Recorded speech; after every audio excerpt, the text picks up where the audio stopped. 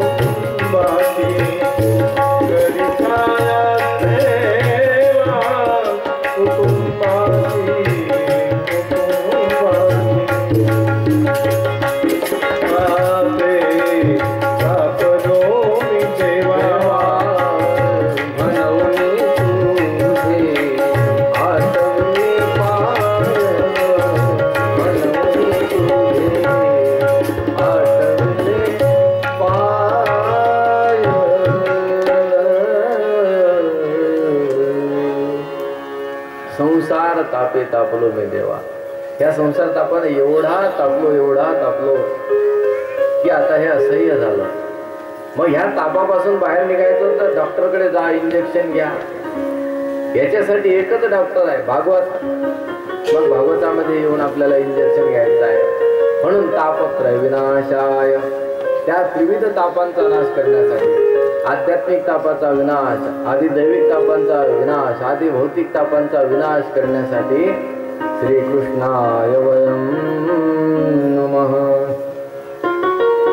आणि श्रीमद भागवताचे जे मुख्य प्रवक्ते आहेत त्यांना वंदन करतात. शुकाचार्यांना वंदन केलेलं आहे. तदनंतर नैमिषारण्यामध्ये सूत महाराज आसनावर बसलेले आहेत आणि आसनावर बसलेल्या महामती असणाऱ्या शुकांना कथामृत रसास्वादामध्ये कुशल असणारे शौनक महाराज प्रश्न विचारतात. अशी कथेची भूमिका मांडलेली आहे. आणि शौनक महाराज सूत महाराजांना प्रार्थना करतात, ज्यांच्याकडून कथा ऐकायची आहे मला सांगा, कोणाकडूनही तुम्हाला जर 10-20 रुपये पाहिजे असले तर त्याला डायरेक्ट म्हणाल का 20 रुपये पाहिजे बोधे? नाही. भगवान वामनाने सुद्धा बळीराजाची स्तुती केली तेव्हा त्याच्यानंतर 3 पावलं भूमी मागितली. म्हणून भागवतापासून हे शिकून घ्या, कोणाकडूनही काही पाहिजे असलं तर त्यांची स्तुती करा आणि नंतर मग त्यांच्याकडून अपेक्षित सगळं काही प्राप्त होईल. मग शौनक महाराजांनी स्तुती केली आणि स्तुती अशा प्रकारची असावी की जी सत्य आहे. खोटी स्तुती जर केली तर ते लांगुल चालन होईल, ती स्तुती नाही होणार, ते लांगुल चालन होईल. आणि लांगुल चालन करणे भागवत शिकवत नाही, लांगुल चालन करणे कोणीही संत आपल्याला शिकवत नाहीत. लांगुल चालन करू नका. लांगुल चालन म्हणजे काय? आपण म्हणतो जोडे सामोरे करणे.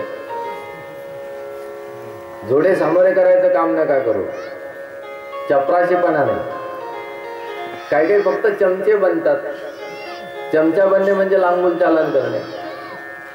म्हणून संतांनी चमचा व्हायला नाही सांगितलं. आणि स्तुती करणे म्हणजे चमचा होणे नव्हे, तर स्तुती करणे याचा अर्थ त्याची जी रिअल स्थिती आहे, वस्तुस्थिती आहे, तिचं वर्णन करणे. जो खरंच महान असेल तर त्याला महान म्हणणे, याच्यामध्ये स्तुती पण आहे आणि त्या व्यक्तीचं व्यक्तिमत्व योग्य आहे ही जाणीव पण आहे. एखादा महान असेल आणि त्याच्यासाठी आपण काहीही करत राहिलो तर तेही चुकीचं आहे. पण एखादा महान असून त्याला लहान म्हटलं तर तो मूर्खपणा आहे. म्हणून या ठिकाणी शौनक महाराज सूत महाराजांची स्तुती करतात. स्तुती करणारे सुद्धा तसेच असावे लागतात. विद्वानांना विद्वानाची स्तुती करावी, महान पैलवानांना महान पैलवानाची स्तुती करावी. त्याचप्रमाणे चांगल्या वादन कलाकारांना चांगल्या वादन कलाकाराची स्तुती करावी, चांगल्या गायकांना चांगल्या गायकाची स्तुती करावी. तर त्या दोघांचा समतोलपणा आपल्याला समजतो की नाही, यांच्याकडे ज्ञान भरपूर आहे.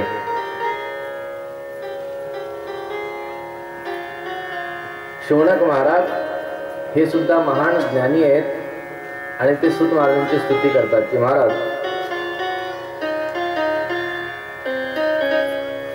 अज्ञान ध्वांत विध्वंस कोटि सूर्य समप्रभ सुताख्याहि कथा सारम मम कर्ण रसायनम.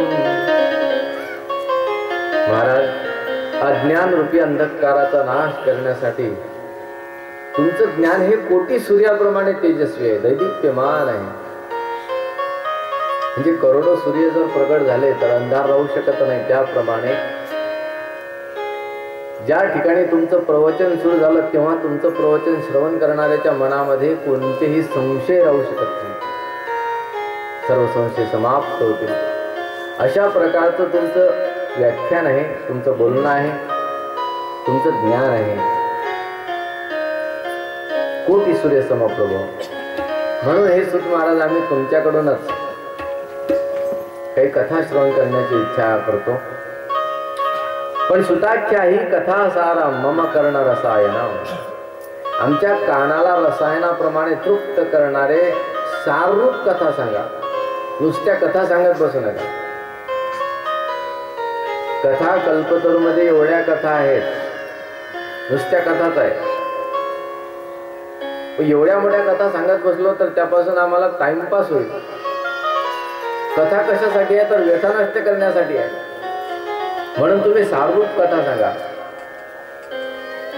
आम्हाला 2 लिटर दूध पिण्यापेक्षा 2 चमचे मस्त तूप खाण्यामध्ये मजा वाटते. पण तूप म्हटलं का सगळे चूप म्हणतात, म्हणून दूध प्यावं लागते, तेही पाणी टाकून असते. पण असा सावळा गोंधळ आम्हाला नको आहे. आम्हाला फक्त साररूप कथा सांगा. म्हणून श्रीमद भागवतामध्ये अनेक साररूप कथा आलेल्या आहेत आणि त्यातूनही सार निवडून कलियुगामध्ये आणखी सार निवडायची वेळ आलेली आहे. कारण कलियुगात तेवढंही राहिलं नाही, म्हणून त्यातूनही सार निवडायचं आहे. आता काही विद्वानांनी त्यातही गडबड केली, तो भाग वेगळा. नाहीतरी विद्वान कुठं ना कुठं गडबड करणार. म्हणून त्या गडबडीमधूनही बाहेर निघून आपल्याला केवळ जेवढं सार असेल, ज्याच्यापासून आपल्याला एनर्जी मिळेल, त्याला म्हणतात सार. आणि ज्यापासून एनर्जी न मिळता आपलं नुकसान होत असेल, त्याला म्हणतात असार. मग तुम्ही साररूप कथा आम्हाला सांगा की जी कथा श्रवण केल्यानंतर फायदा होईल, तोटा होणार नाही, नुकसान होणार नाही. बरं, फायदा काय काय पाहिजे तुम्हाला? म्हटले सर्वात महत्वाचा फायदा आम्हाला हा पाहिजे, कथा ऐकल्यानंतर भक्ती ज्ञान विरागाप्तो. भक्ती ज्ञान आणि वैराग्य यांची प्राप्ती होईल. आमच्या जीवनात कधी आम्हाला भक्ती माहिती नव्हती, ज्ञानाचा कधी लवलेशही नव्हता, वैराग्य तर कधी माहितीच नव्हतं. पण अशी कथा सांगा की जी कथा ऐकल्यानंतर आम्ही सुद्धा रामकृष्ण हरी म्हणायला लागू. जी कथा ऐकल्यानंतर आमच्या मनामधला संसाराचा मोह काही प्रमाणात का होईना पण कमी होईल. संसार व्यर्थ है, संसार संपणार आहे, एक दिन मरना है, सब छोड़ के जाना है, कौन यहाँ रहने वाला है, कोणीच राहत नाही. एवढं मनात जरी आलं, थोडं जरी वैराग्य झालं, तरी तुमच्या ज्ञानाचा तो प्रभाव भक्ती ज्ञान विराग असतो. आणि ज्ञानाची प्राप्ती झाली, समजू लागला, आम्हाला कळू लागलं जीवन काय आहे, जीवनामध्ये सत्य काय आहे, असत्य काय आहे, हे सगळं कळू लागलं आम्हाला. ज्ञान झालं. विज्ञान होण्यासाठी वेळ लागतो. ज्ञान म्हणजे जाणीव, विज्ञान म्हणजे प्रत्यक्ष अनुभव. असा आहे. आपण श्रीखंड बघितला डोळ्याने, याचं नाव आहे ज्ञान. हा श्रीखंड आहे, तो निश्चित, हा 100% श्रीखंड आहे. पण 100% कशावरून? मग खाऊन पहा, खाल्लात आणि कळला तेव्हा मग म्हणतो नाही नाही 100% श्रीखंडच आहे. खाल्ल्यानंतर अनुभव. त्याप्रमाणे वाईट आणि सत्य दोघांचं ज्ञान झालेलं आहे की जीवनामध्ये सत्य काय आहे आणि वाईट काय आहे, दोघांचं ज्ञान झालं, याला म्हणतात जाणीव. पण अनुभव केव्हा? मग आपण त्याप्रमाणे वागू लागलो तेव्हा त्याला म्हणतात अनुभव. आता अनुभव करून देणं हे सूत महाराजांचं काम नव्हे. म्हणून या ठिकाणी अनुभव करून द्यावा असं नाही लिहिलं. ज्ञानेश्वर महाराजांनी अनुभव दिला नाही. मग ज्ञानेश्वर महाराज म्हणतात अनुभव तुला घ्यायचा आहे, मी फक्त दाखवायचं काम करतो. कसे बोटाने दाखवू तुला रे, घे अनुभव गुरुच्या मुला रे. कसे बोटाने दाखवू तुला अनुभव गुरुच्या मुला, कसे बोटाने दाखवू तुला रे, घे अनुभव गुरुच्या मुला.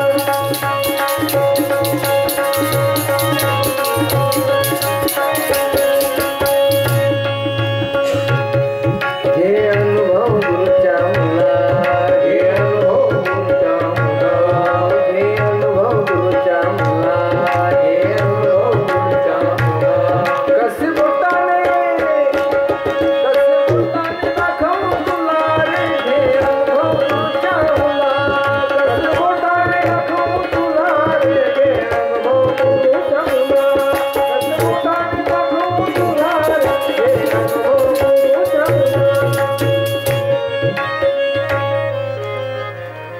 बोटानं दाखवायचा विषय नाही. अनुभव तुला स्वतःला घ्यायचा आहे. परमात्मा सत्य आहे त्याचा अनुभव घ्यायचा आहे, जगत असत्य आहे त्याचा अनुभव घ्यायचा आहे, खरं काय खोटं काय वाईट काय चांगलं काय ह्याचा अनुभव तुला स्वतःला घ्यायचा आहे, वागायचं स्वतःला आहे. पण ज्ञान मात्र सूत महाराजांकडून प्राप्त व्हावं म्हणून सूत महाराजांना प्रार्थना केली, महाराज भक्ती ज्ञान विरागाप्तो, भक्ती ज्ञान आणि वैराग्य या तिघांची प्राप्ती व्हावी अशा प्रकारची कथा सांगा. अर्थात साररूप कथा सांगा, असार कथा नको. त्याच्यानंतर आणखी एक फायदा, विवेको वर्धते महा. नुसतं विवेक वर्धते म्हटलं असतं तर काय बिघडलं असतं, पण विवेक वर्धते पुन्हा याला महान विशेषण जोडलं. मोठा विवेक हवा आहे. लहान विचार असेल तर माणूस लहानच होतो, लहानच राहतो, पण मोठा विचार असेल तर तो निश्चयात्मक पक्का राहत असतो. म्हणून आम्हाला मोठा विचार निर्माण होईल, मनामध्ये विवेक निर्माण होईल शुद्ध. विवेक नसेल तर आपल्याला भक्ती ज्ञान वैराग्य प्राप्त होऊनही आपण अडखळतोच. फायदा नाही असं नाही, पण अडखळतो, अतिशय अडखळतो. खायला खूप चांगलं मिळालं म्हणून तब्येत सुधारते असं आहे काय? नाही. खूप चांगलं मिळालं आणि त्याच्यामुळे जास्त खायला लागला, उलट तब्येत बिघडली. म्हणून किती खायचं याचं पण ज्ञान आवश्यक आहे. तर त्यासाठी त्याला म्हणतात विवेक. हा विवेक आम्हाला पाहिजे, मोठा विवेक. तो प्राप्त होईल अशा प्रकारची कथा सांगा. विवेको वर्धते महा. आणि विवेक हा संतांच्या संगतीमध्ये प्राप्त होत असतो. आणि सूत महाराज हे महान संत आहेत म्हणून सूत महाराजांना प्रार्थना केली की विवेक वाढेल आमच्या अंतःकरणामध्ये अशा प्रकारची कथा तुम्ही सांगा. आणखी एक फायदा, एक एक एक एक करता करता चाललं त्यांचं वाढत. माया मोह निरासश्च वैष्णवैहि क्रियते कथम. साधू संत वैष्णव हे माया आणि मोहापासून दूर कसे होतात, त्यांना मोह कसा नसतो. गोरोबा काकांनी पायाखाली स्वतःच्या मुलांना चिखलात कसं तुडवलं. आम्हाला तर आमचा पोरगा समोर असला दुसऱ्याच्या पोरानं थापट मारली तरी सुद्धा सहन होत नाही. जा मार त्याला, उलटा आम्ही त्याला शिकवतो, त्याला मारू नये. पण त्यांना स्वतःच्या मुलाची आसक्ती नाही, एवढं भानच नाही.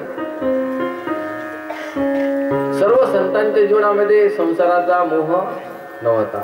संसार नव्हता असं नाही, पण संसाराचा मोह नव्हता. संसार बाधक नाहीच आहे, संसाराचा मोह बाधक असतो. प्रपंच कधीच बाधक झाला नाही, फक्त त्याचा मोह बाधक झाला. तो मोह वैष्णव कसे समाप्त करतात, कसे सोडतात, तर अशा प्रकारची कथा आम्हाला वर्णन करून सांगा की जेणेकरून आमचाही मोह समाप्त होईल, प्रपंचाचा मोह कमी होऊन जाईल. बहुतेक करून या कलियुगामध्ये प्रत्येक जीव हा आसुरी वृत्तीचा बनलेला आहे. इह घोरे कलो प्रायो जीवश्चासुरतां गतः क्लेशाक्रान्तस्य तस्यैव शोधने किं परायणम्. या घोर कलियुगामध्ये प्रत्येक जीव दुःखांनी असा झिजलेला आहे, क्लेशाक्रांत झालेला आहे. क्लेशाने तो आक्रांत झाला आणि त्या क्लेशाक्रांत होणाऱ्या आसुरी वृत्तीच्या जीवासाठी तो सात्विक वृत्तीचा कसा होईल, म्हणजे त्याची वागणूक चांगली कशी होईल, तो सज्जन बनला पाहिजे. अशा प्रकारची कथा वर्णन करून सांगा. जे साधन असेल तो शुद्ध होण्याचं ते साधन सांगा. जे चांगल्यात चांगलं साधन असेल, नाहीतरी आपल्याला सवय आहे कुठे गेलो तरी आपण काय करतो, चांगल्यात चांगलं काय नाही म्हणे, हे चांगलंच आहे पण याही पेक्षा आणखी चांगलं काय. श्रेयसाम यद भवेत् श्रेयः, चांगल्यात चांगलं. पावनानां च पावनम् पवित्रामध्येही पवित्र असावं. खूप पवित्र आहे पण त्यालाही पवित्र करणारं असं असावं. कृष्ण प्राप्तिकरं शाश्वत साधनं तत्वदाधुना. भगवान श्रीकृष्णाची प्राप्ती करून देणार असेल असं साधन आम्हाला वर्णन करून सांगा.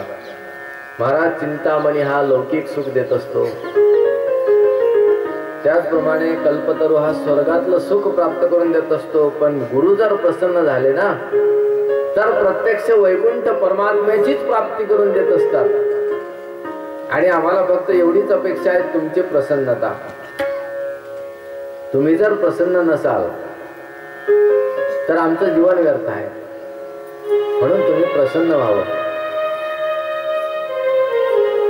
अशी प्रार्थना केली. सूत महाराज शौनकादिकांच्या प्रश्नाचं स्वागत करतात, अभिनंदन करतात. प्रीती शौनक चित्ते ते हेतो वचनी विचारेच. हे शौनकादी ऋषींना, तुमच्या मनामध्ये कथेविषयी जे प्रेम आहे, परमात्म्याविषयी जे प्रेम आहे ते पाहून मी अतिशय आनंदित झालो. जर श्रोत्याच्या मनात कथेविषयी प्रेम नसेल तर वक्ता आनंदित होत नाही. वक्त्याला कथा सांगताना तेव्हा आनंद होतो की जेव्हा श्रोत्याच्या मनामध्ये अतिशय प्रेम आहे.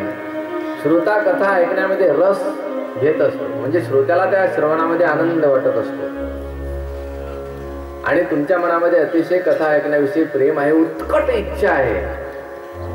त्या उत्कट इच्छेमुळे मी तुम्हाला कथा वर्णन करून सांगतो असं सूत महाराज शौनकादिकांना सांगतात. आणि आज मी पण तुम्हाला सांगतो भले गावात की तुमच्या मनात अतिशय उत्कट इच्छा आहे म्हणून मी तुम्हाला कथा सांगतो. अतिशय उत्कट इच्छा असल्यामुळे कथा कशी, सर्व सिद्धांत निष्पन्नम, अनेक सिद्धांत एकत्रित केले आणि त्यातूनही पुन्हा निवडून काढले. निवडून निवडून निवडून निवडून जे चांगलं चांगलं असेल असं निवडून काढलेलं आहे.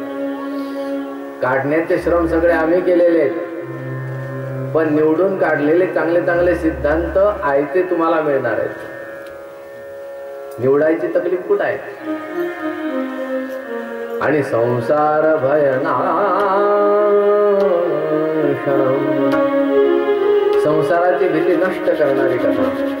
जी कथा श्रवण केल्यानंतर संसाराची भीती राहणार नाही, संसाराची भीती समाप्त होईल अशा प्रकारची कथा तुम्हाला वर्णन करून सांगतो. जी कथा श्रवण केली असता भक्त्योगवर्धनम यच्च कृष्ण संतोष हेतुकम तदहं ते अभिदास्यामि सावधानतया. भक्तीचा ओघ वाढेल अंतःकरणामध्ये. 7 दिवस कथा ऐकली ना माणसं आनंदित होतील, अंतःकरणात भक्तीच वाढेल. आज जी मुलं रस्त्याने जाता जाता भजन करतात, सिनेमाचे गाणे म्हणत जातात, तीच मुलं 7 दिवस आजपासून जर शेवटपर्यंत कथेत राहिली तर 7व्या दिवशी भजन म्हणत रस्त्याने जातात. कारण भजनाची गोडी त्यांना एवढी लागत असते. मग ते गाणं फिकं वाटते आणि त्या गाण्यापेक्षा हे भजन त्यांना चांगलं वाटते, अतिशय मधुर लागते. कारण त्या परमात्म्याच्या या भजनामध्ये गोडीच तशी आहे. अमृताहुनी गोड नाम तुझे देवा, अशी ती कथा मी तुम्हाला वर्णन करून सांगतो. पण तुम्हाला सुद्धा काही नियमावली आहे. पण आम्ही काय करायचं तर तुम्ही सावधानतया शृणू. नाहीतर मी कथा सांगतोच आहे आणि तुम्ही डुकल्या घेतात आहे. झाला का पंक्तीचा नाही. म्हणून तुम्ही डुकल्या देऊ नका. सावधानतया शृणू, सावधानतेनं श्रवण करा.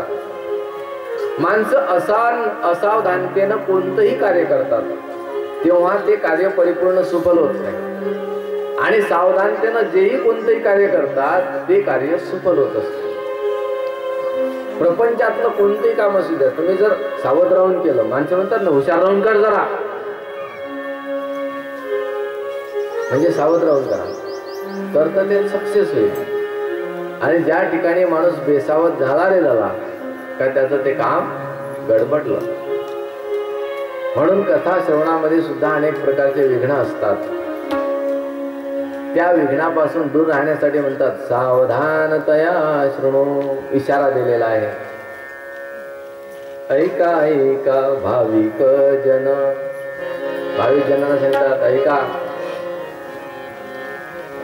जे जे कोणी वैष्णव आहेत, जे जे कोणी पारमार्थिक आध्यात्मिक लाभ प्राप्त करण्याचे इच्छुक आहेत, मुमुक्षु आहेत, त्या सर्वांनी सावधानतेनं कथा ऐका. प्रपंच सावधानतेने केला, तुम्ही सक्सेस झाला, पण आता परमार्थ ही सावधानतेनं करा. श्रवणामध्ये अनेक प्रकारचे दोष आहेत, आम्हाला माहिती नाही, मग दोषाचं सुद्धा ज्ञान असावं. आपल्याला जोपर्यंत माहिती नाही की हे वाईट आहे तोपर्यंत आपण त्याचा त्याग करू शकत नाही.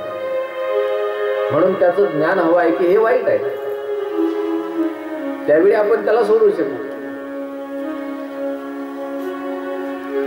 मग त्याची जाणीव आपल्याला घ्यायची आहे. जे जे वाईट असेल ते आपल्याला ओळखायचं आहे की नेमकं वाईट काय आहे आणि चांगलं काय आहे.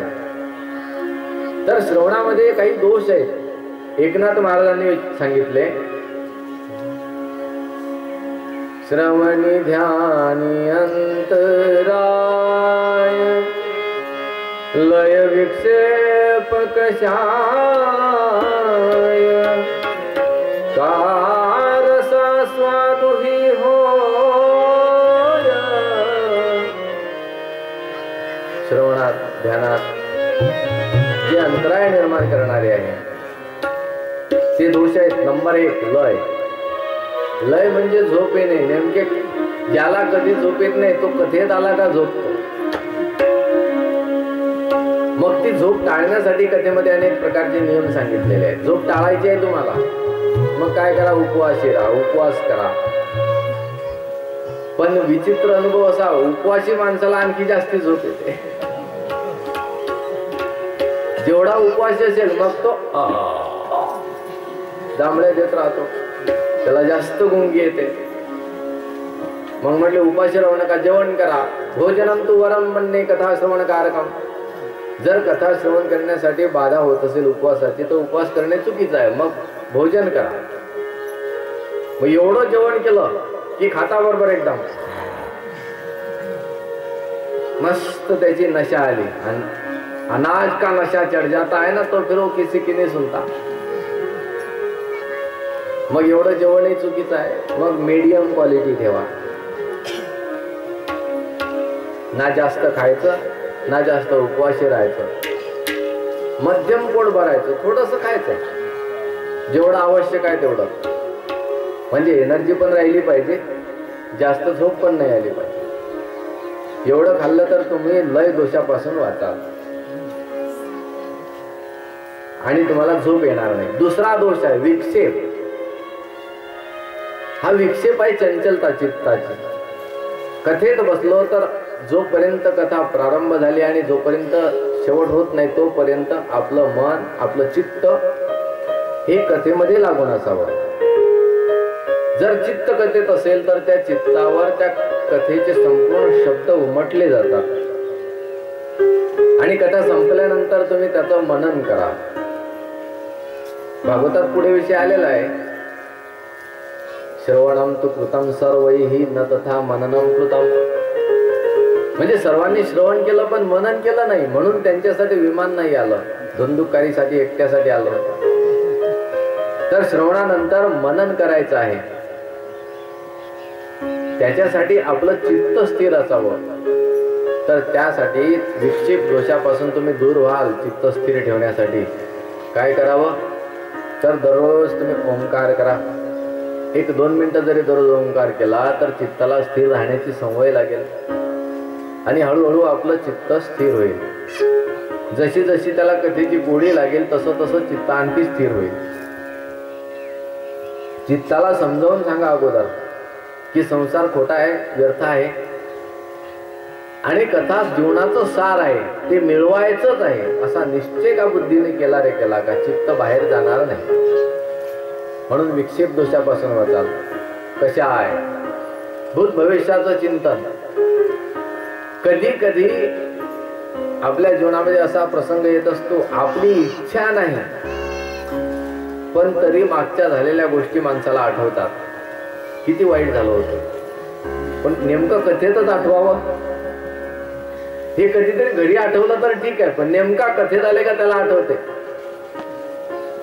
4 वर्षापूर्वी ना काय वाईट झालं होतं, मग चित्त तिकडे चाललं जातं आणि कथा बाजूला राहते, कथा श्रवण करत नाही. म्हणून भूत चिंतन नको, भूतकाळाचं कोणतंही चिंतन करायचं नाही. बरं, भविष्य काळाचंही करायचं नाही.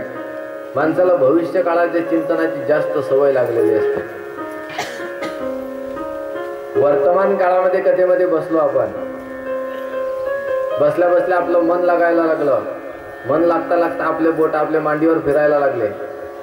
बसल्या बसल्यात भजन सुरू झालं का आपण आपले बोट फिरवतो, बोट फिरवता फिरवता मग आपलं मन पुढे जाते, चला आपण बी विष्णू महाराजांसारखा तबला वाजवू. नंतर आपण पण असं व्यासपीठावर राहू. व्यासपीठावर गेल्यानंतर आपल्याही समोर तबला राहील, माईक राहील मस्त, मग आपण पण तबला वाजवू. भविष्य काळामध्ये गेला तो भविष्य एवढ्या मानाचं स्थानाचं चिंतन करतो, पण वर्तमान कथा चालली नाही, कथा बाजूला निघून जात असते. चित्तामध्ये कथा बसत नाही आणि त्या भविष्याच्या चिंतनामध्ये वेळ व्यर्थ निघून जात असते. म्हणून भविष्याचं चिंतन करायचं नाही, भविष्याचं चिंतन सोडून द्यायचं. वर्तमान ज्या ठिकाणी आहात ती कथा अगोदर श्रवण करा, कथा पकडा आणि ती हृदयामध्ये ठसवा. कथा आली आणि गेली म्हणतात ना, नळी फुंकली सोनारे इकडून तिकडे गेले वारे. लोक म्हणतात 7 दिवस कथा ऐकून माणसं बदलत का नाही. तर कानामधून जे छिद्र आहे कानामधून डायरेक्ट असे हृदयात जायला पाहिजे. इकडून गेलं का हृदयात, इकडून गेलं का हृदयात. पण काहींना डायरेक्ट नळी टाकून दिली ब्रह्मदेवाने, आतमध्ये घातलीच नाही तिला. ती पॉइंट बसवला नसल्यामुळे इकडून कथा आली का इकडनं निघून चालली जाते आणि म्हणून ते शेवटी त्यांच्यावर परिणाम काही होत नाही. परिणाम त्यांच्यावर होणार ज्यांच्या कानामधून कथा गेली आणि हृदयामध्ये स्थिरावली.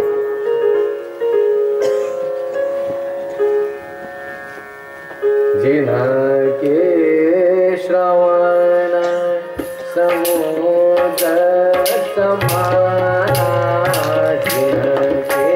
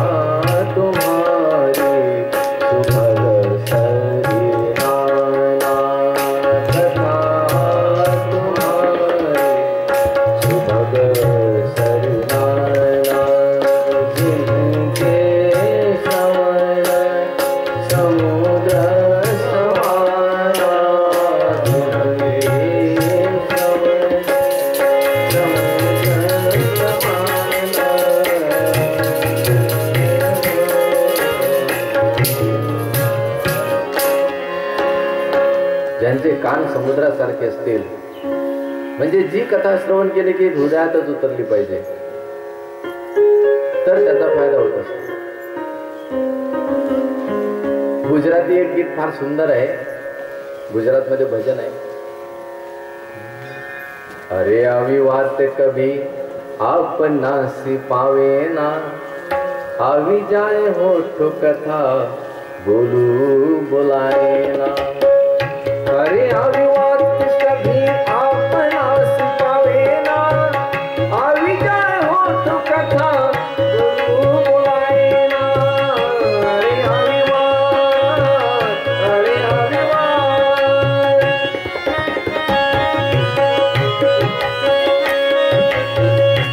टाळी टाळी.